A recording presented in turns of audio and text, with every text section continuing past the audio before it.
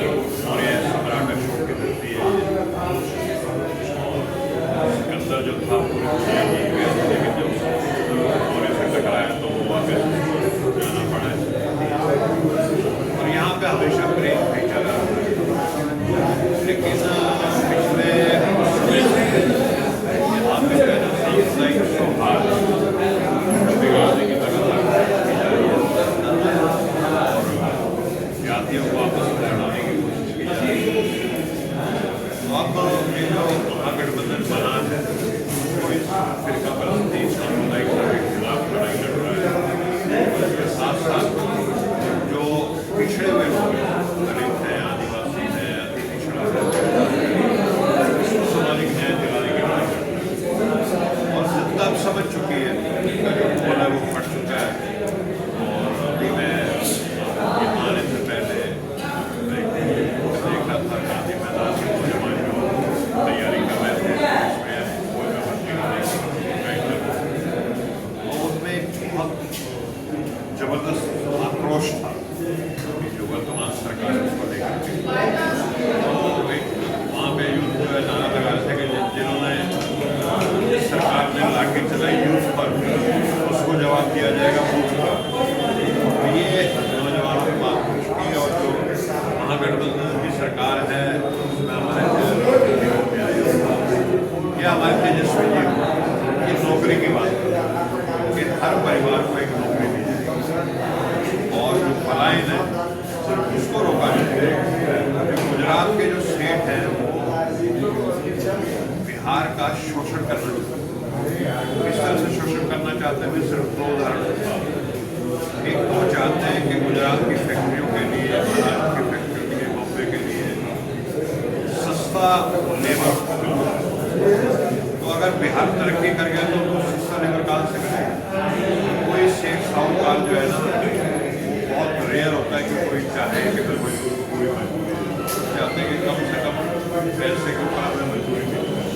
और ये तभी संभव है जब बिहार पिछड़ा रहेगा, गरीब रहेगा। इसलिए एक षड्यंत्र के तहत बिहार को गरीब रखा जा रहा है ताकि यहाँ का आदमी मजबूर होकर के गुजरात में। दूसरा आपने देखा कि एक तरफ तो शाह जो है अमित शाह कहते हैं कि भाई यहाँ पे तो बिहार में कोई फैक्ट्री लग नहीं सकती क्योंकि यहाँ जमीन ही नहीं है। और अभी आपने देखा कि 1 रुपये में आज़ादी को 1000 एकड़ जमीन, भाई तो गुजरातियों को 1 रुपये में 1000 एकड़ जमीन दे सकते हैं। हमारे इतने सारे साथी बैठे मेरे ख्याल ये तो 10 रुपये में भी 1000 एकड़ जमीन लेने के लिए तैयार बैठे। क्यों नहीं देते? बिहार की जमीन पे पहला बिहार के लोगों का है, गुजरात के लोगों का। अगर आपने 1 रुपये दे दिए 1000 एकड़ तो पहले जब बिहार के लोगों को वो नहीं खरीद पाए तब किसी और को। इस तरह की एक शोषण वगैरह चल रहा है। अब आप देखते हैं कि वो गुजरात में तो बात करते हैं कि सेमी कंडक्टर की फैक्ट्री लगाएंगे और यहाँ वो कहते हैं कि हम जानकी माता मंदिर बनाएंगे। और जानकी माता को अगर आप उसमें याद करना है, अगर जानकी माता जो देवी है तो वो कभी नहीं चाहेगी कि मेरा मंदिर, वो चाहेंगे कि यहाँ के करोड़ों लड़कियों के लिए विश्वविद्यालय बन जाए 850 करोड़ ताकि यहाँ की बेटियों को फायदा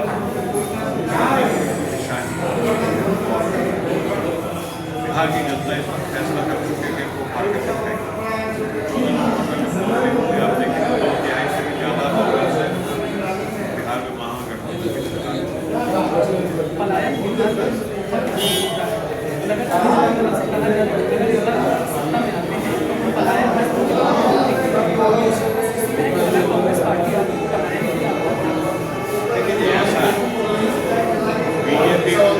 सरकार है पिछले 20 साल से कह रहे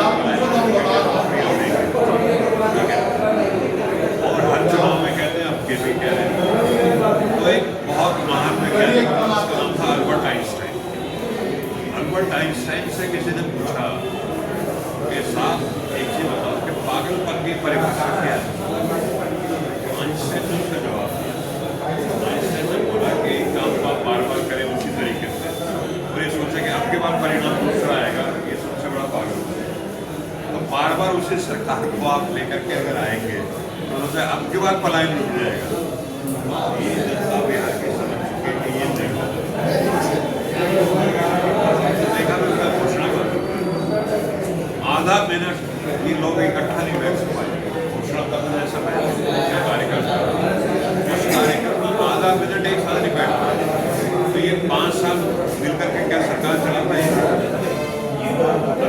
वोट लेने हैं, उनका खुद का क्या कहते हैं स्वार्थ है, उसके बावजूद अगर मेरे